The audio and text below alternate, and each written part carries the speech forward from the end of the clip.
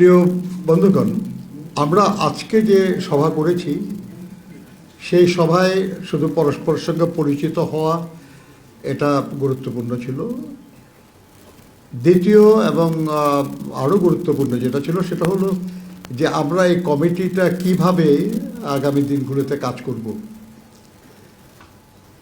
আমরা এই কমিটিতে এখানে যাদের দেখছেন এরা প্রায় সবাই কোনো না কোনো নির্দিষ্ট বিষয়ে টিম লিডার হিসেবে কাজ করবেন এবং এই টিম লিডারদের নেতৃত্বে ওই বিষয়ে প্রাসঙ্গিক বিষয়ে উপকমিটি গঠিত হবে।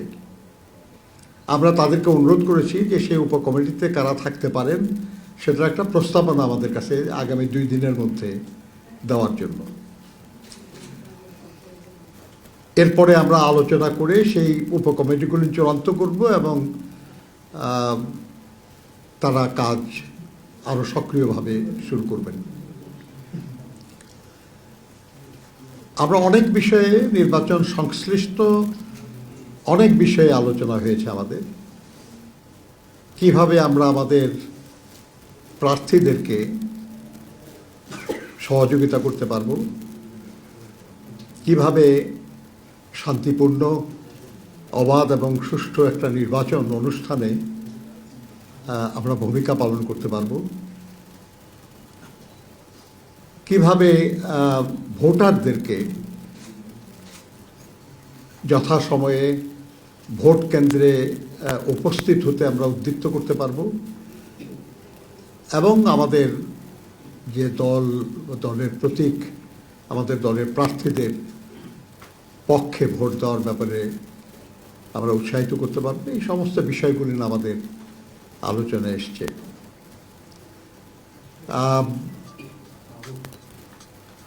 এবং এই বিষয়গুলি অ্যাড্রেস করার জন্য আমাদের যে উপকমিটিগুলি তারা তাদের সংশ্লিষ্ট বিষয়ে কাজ করবেন, আমাদের পরামর্শ দেবেন এবং আমাদের প্রার্থীদের সহযোগিতা করবেন। আপনারা জানেন আর যে বাংলাদেশ জাতীয়তাবাদী দলই সেই প্রধান সংগঠন যারা বরাবর যথাসম্ভব দ্রুত জাতীয় সংসদ নির্বাচনের জন্য দাবি জানিয়েছে। কেউ কেউ অভিযোগ করেন যে নির্বাচন হলেই বিএনপি ক্ষমতায় যাবে, সেই জন্য বিএনপি তাড়াতাড়ি নির্বাচন চায়। দেশের সবচেয়ে জনপ্রিয় রাজনৈতিক দল হিসাবে অবশ্যই বিএনপির রাষ্ট্র পরিচালনার দায়িত্ব পাওয়ার সম্ভাবনা আছে, উজ্জ্বল সম্ভাবনা আছে, কিন্তু সেই কারণে আমরা নির্বাচন চাই নাই। আমরা দীর্ঘ 16 বছর ধরে আমরা স্বৈরাচারী সরকার, যেটা পরবর্তীতে ফ্যাসিবাদী সরকারে পরিণত হয়েছিল, সেই সরকারের পতন চেয়েছি, দেশে গণতন্ত্র পুনঃপ্রতিষ্ঠা চেয়েছি। আমরা যে এক দফা দাবির আন্দোলন করছিলাম সেটা ছিল ফ্যাসিস্ট সরকারের পতন এবং নির্দলীয় নিরপেক্ষ সরকারের অধীনে জাতীয় সংসদের নির্বাচন। 2024 সালের জুলাই আগস্টের গণঅভ্যুত্থানের মাধ্যমে আমরা ফ্যাসিস্ট সরকারকে বিদায় করতে পেরেছি, কিন্তু দেশে গণতন্ত্র পুনঃপ্রতিষ্ঠা হয় নাই। গণতন্ত্র পুনঃপ্রতিষ্ঠা শুধুই একটা অবাধ সুষ্ঠু নির্বাচনের মাধ্যমে, জনগণের ভোটের মাধ্যমে, জনগণের সমর্থনের দ্বারা পুনঃপ্রতিষ্ঠা হতে পারে। সেই কারণেই আমরা বারবার নির্বাচনের কথা বলেছি। বিএনপির ইতিহাস তো এটাই। আমরা একদলীয় বাকশাল শাসনের অবসান করে বহুদলীয় গণতন্ত্র ফিরে পেয়েছি বিএনপির প্রতিষ্ঠাতা শহীদ রাষ্ট্রপতি জিয়াউর রহমানের হাত ধরে। এরপরে এরশাদের সামরিক স্বৈরশাসন, সেটার বিরুদ্ধে অবিরাম লড়াই করে নির্বাচনে বিজয়ী হয়ে দেশনেত্রী বেগম খালেদা জিয়া সংসদীয় গণতন্ত্র পুনঃপ্রতিষ্ঠা করেছিলেন। এবার এই যে স্বৈরাচারী সরকার, যেটা ফ্যাসিবাদী সরকার, তার বিরুদ্ধে যে দীর্ঘস্থায়ী আন্দোলন, সেই আন্দোলনে গুম খুনের শিকার হয়েছে সবচেয়ে বেশি বিএনপি, সবচেয়ে বেশি নিপীড়িত হয়েছে বিএনপি, সবচেয়ে বেশি মিথ্যা এবং গায়েবী মামলার শিকার হয়েছে বিএনপি এবং তার অঙ্গদলের নেতাকর্মীরা। তারপরেও রাজপথ থেকে আমরা কখনো পেছনে যাইনি, আমরা রাজপথে ছিলাম এবং 24-এর ছাত্র শ্রমিক গণ অভ্যুত্থান, সেই অভ্যুত্থানে আমরা সক্রিয় ছিলাম। যে লড়াইটা আমরা শুরু করেছিলাম, সেই লড়াইয়ের সুষ্ঠু একটা পরিসমাপ্তির জন্যই আমরা কথা বলেছি, কাজ করেছি। আর সেটা হতে যাচ্ছে ইনশাল্লাহ আগামী 12ই ফেব্রুয়ারি। এই নির্বাচন আমাদের আন্দোলনের ফসল, দীর্ঘস্থায়ী আন্দোলনের ফসল। এই নির্বাচন আমাদের বহু কাঙ্ক্ষিত একটি নির্বাচন। বাংলাদেশের মানুষ বহু বছর ভোট দিতে পারে নাই, পছন্দের প্রার্থী নির্বাচিত করতে পারে নাই। আমরা আশা করছি যে এবার জনগণ ভোটের মাধ্যমে তাদের পছন্দনীয় প্রার্থীদের নির্বাচিত করতে পারবে এবং তাদের পছন্দনীয় একটা সরকার পাবে, যে সরকার তাদের কল্যাণের জন্য কাজ করবে। কাজেই এই নির্বাচনটা যাতে অবাধ সুষ্ঠু হয়, এই নির্বাচনটা যাতে শান্তিপূর্ণ হয়, এই নির্বাচনে যেন সত্যি সত্যি আমাদের জনগণ মত প্রকাশ করতে পারেন, সেই লক্ষ্যেই আমাদের কাজ। আমাদের নেতা জনাব তারেক রহমানের নেতৃত্বে আমাদের দল এই কাজটি করছে। সেই কাজের একটা অংশ আমাদের উপর অর্পিত হয়েছে। আমরা আমাদের যে অংশ, সেটা আমাদের সহকর্মীরা আছেন তাদের সবাই নিয়ে সম্মিলিতভাবে আমরা সেটা পালন করার সিদ্ধান্ত নিয়েছি। আমরা আপনাদের সহযোগিতা চাই, কারণ আপনাদের সহযোগিতা ছাড়া আমাদের কথা, আমাদের কাজ, আমাদের আকাঙ্ক্ষা কোনোটাই জনগণের কাছে পৌঁছবে না। আমরা আপনাদেরকে স্পষ্ট করে বলতে চাই, বিএনপি, আমাদের নেতা জনাব তারেক রহমান সাহেব 17 বছর পরে দেশে ফিরে এক বিশাল গণসম্বর্ধনা অনুষ্ঠানে যে বক্তব্য রেখেছেন আপনারা শুনেছেন, সেটা বারবার তিনি শান্তির কথা বলেছেন, বারবার তিনি সমঝোতার কথা বলেছেন। কাজে আমরা একটা শান্তিপূর্ণ নির্বাচন আশা করি এবং একটা শান্তিপূর্ণ নির্বাচন অনুষ্ঠানে যে ভূমিকা পালন করা দরকার বিএনপি তাই করবে। আর নির্বাচন পরিচালনা কমিটি সেই লক্ষ্যকে ধারণ করেই তার কাজ করবে। বিএনপি বরাবর অবাধ এবং সুষ্ঠু নির্বাচনের কথা বলেছে। সেজন্যই আমাদের দল এবং দল কর্তৃক গঠিত এই নির্বাচন পরিচালনা কমিটি অবাধ সুষ্ঠু নির্বাচনের জন্যই কাজ করবে। আমরা এই কাজে আপনাদের সহযোগিতা চাই। আপনারা বরাবর আন্দোলন সংগ্রামে সহযোগিতা করেছেন, আমাদের কথা আপনারা জনগণের কাছে পৌঁছিয়ে দিয়েছেন, এখনও আপনারা সেটা করবেন বলে আমরা আশা করি। অনেক দিন আপনারা ইচ্ছা থাকা সত্ত্বেও সব কথা বলতে পারেন নাই, সব কিছু প্রকাশ করতে পারেন নাই। কিন্তু এখন তো পরিস্থিতি ভিন্ন, আপনারা এখন পারছেন সেটা করতে। আমরা আশা করব যে আপনারা আপনাদের বিবেক দিয়ে, বুদ্ধি দিয়ে, অভিজ্ঞতা দিয়ে জনগণের আকাঙ্ক্ষা পূরণের জন্য সহযোগিতা করবেন। এদেশের মানুষ মহান মুক্তিযুদ্ধের মাধ্যমে স্বাধীনতা অর্জন করেছে, বারবার গণতন্ত্রের জন্য জীবন দিয়েছে।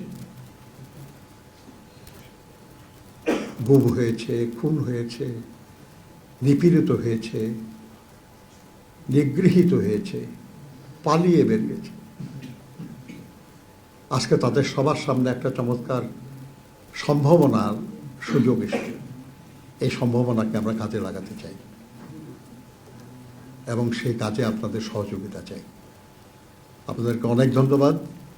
আমাদের স্পোকসপারসন ডক্টর মাহাদি আমিন আপনাদের সঙ্গে যোগাযোগ রাখবেন, কথা বলবেন। প্রায় প্রতিদিনই হয়তো আপনাদের সঙ্গে দেখা হবে, কথা হবে। আপনারা যে কোনো ব্যাপারে যোগাযোগের প্রয়োজন হলে তার সাথে আমাদের প্রধান সমন্বয়ক জনাব ইসমাইল জাবিউল্লাহর সঙ্গে এবং বিশেষ করে আমাদের যে সদস্য সচিব অ্যাডভোকেট রুহুল কবির রিজভির সঙ্গে যোগাযোগ করবেন। আর আমাদের এই ব্যাপারে যেসব কমিটি আছে, যারা প্রেস নিয়ে কাজ করবেন, যারা সোশ্যাল মিডিয়া নিয়ে কাজ করবেন, যারা ট্রেডিশনাল মিডিয়া, রেডিও টেলিভিশন নিয়ে কাজ করবেন, তারা আপনাদেরকে যোগাযোগ করবেন, তারা আপনাদের সাথে, আপনারা তাদেরকে সহযোগিতা করবেন, তারাও আপনাদেরকে তথ্য দিয়ে সহযোগিতা করবে। আমরা উন্মুক্ত থাকতে চাই, আমাদের কথায় বা কাজে আমরা কিছু গোপন রাখতে চাই না। আমরা মনে করি যে জনগণ সব কিছু জেনে বুঝেই যদি ভালো মনে করে তাহলে আমাদের পছন্দ করবে, আমাদের সমর্থন করবে। আর সেভাবে যদি আমরা বিজয়ী হই তাহলেই শুধু আমরা জনগণের সহযোগিতা নিয়ে দায়িত্ব পালন করতে পারব। আমাদের এই সৎ সাহস আছে যে আমাদের কোনো কৌশল নেওয়ার প্রয়োজন হবে না। আমাদের দলের নেতাকর্মীরা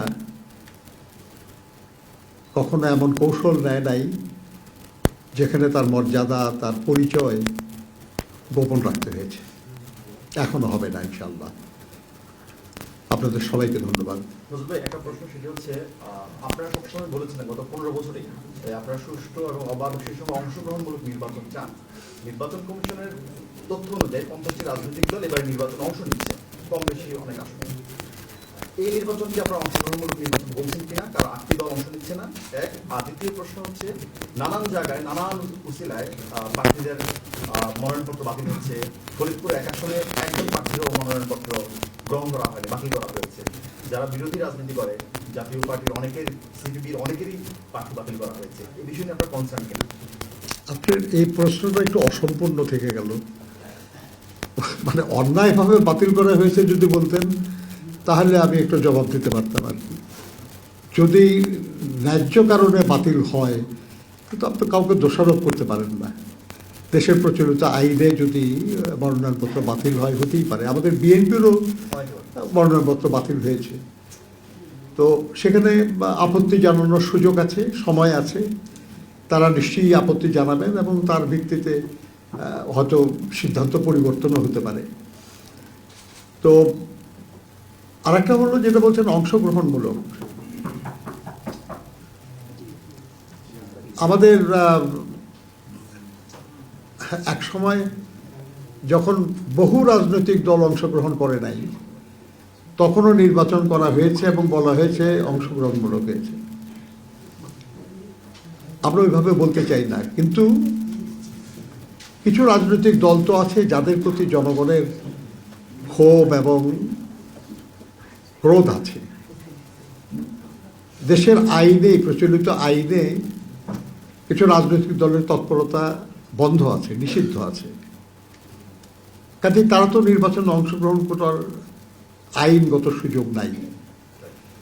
সেরকম না থাকলে পরে তার অংশগ্রহণ না করাটাকে অংশগ্রহণমূলক নির্বাচনের পথে বাধা বা ব্যতিক্রম বলে মনে করা যায় না। এর বাইরে যেসব কোনো দল যদি তারা নির্বাচন করতে না চায় তাহলে সেটা ভিন্ন কথা।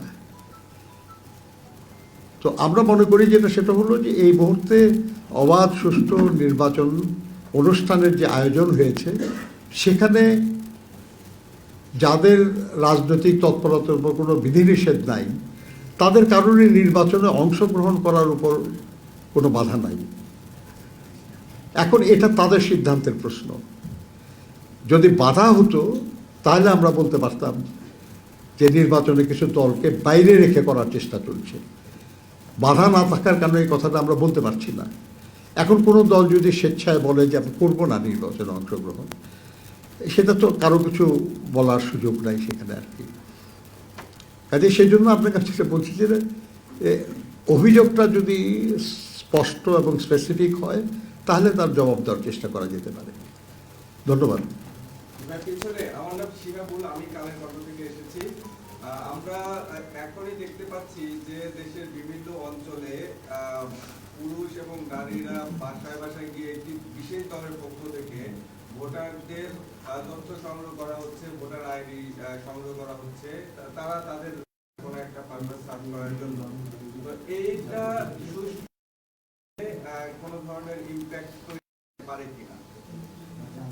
দেখেন, ঘরে ঘরে কোনো দলের প্রার্থীর জন্য ভোট প্রার্থনা করাটা কোনো দোষের ব্যাপার না, কিন্তু আপনি যেটা তাদের ভোটার আইডি বা জাতীয় পরিচয়পত্র সেগুলো সংগ্রহ করা হচ্ছে, সেখানে দুশ্চিন্তার কারণ থাকতে পারে যে সেটার প্রয়োজনটা কি, উদ্দেশ্যটা কি।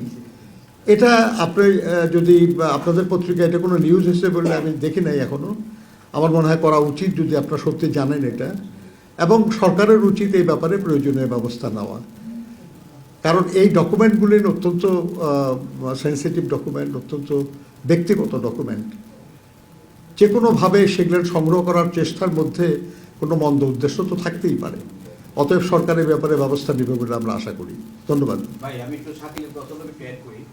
আজকে সামাজিক যোগাযোগ মাধ্যমে বের হয়েছে আপনাদের বিএনপির কয়েক সিনিয়র নেতা অফিসে ফোন করে তাদের কয়েকজন স্পেসিফিক কয়েকজনের মনোনয়ন বাতিল করার জন্য পেশা দিচ্ছে। এটা সামাজিক যোগাযোগ মাধ্যমে বের হয়েছে। এটা যদি প্রমাণিত হয় বা আপনাদের কাছে আসে সাবজেক্ট করে ব্যবস্থা গ্রহণ করবেন। আপনি সোশ্যাল মিডিয়ায় একটা নিউজ বাইর হইলেই আপনি তো অভিযুক্ত করতে পারবেন না। সোশ্যাল মিডিয়ায় যা বের হয়েছে সেটা সত্য কিনা এটা দেখারও দায়িত্ব আপনাদের। যদি সত্য এরকম হয়ে থাকে আপনারা জানালে আমরা ব্যবস্থা নেব। আমি যতটুকু জানি যে বিএনপির পক্ষ থেকে কোথাও কোনো সরকারি অফিসে কাউকে এই অনুরোধ করা হয় নাই যে অমুকের মনোনয়নপত্র বাতিল করবো। আর বললেই বা তারা করবে কেন? তাদেরও তো করার কথা না, এটা তারা তো সরকারি কর্মকর্তা, তারা তো কোনো আমার দলের কর্মী না তারা। কাজেই প্রথম পয়েন্ট যেটা সেটা হলো সোশ্যাল কেউ একজন লিখেছে ওটা নিয়ে কাউকে অভিযুক্ত করা বোধহয় সঙ্গত না। বরঞ্চ উচিত আপনাদের যে তদন্ত করা, খোঁজ নেওয়া যে যা হয়েছে, যেটা বলা হয়েছে সেখানে এটা সঠিক কিনা। Thank you. আসসালামু আলাইকুম।